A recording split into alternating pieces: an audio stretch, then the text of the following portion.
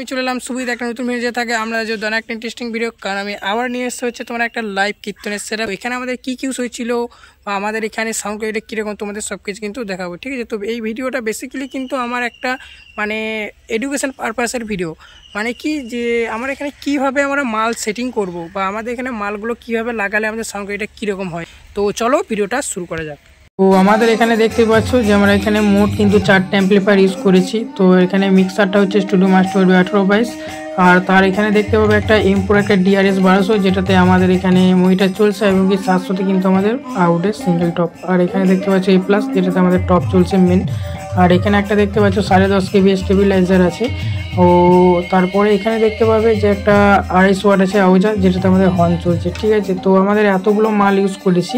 তো এতগুলো মাল ইউজ করার পরে সাউন্ড কোয়ালিটি কীরকম ছিল চলো দেখাই।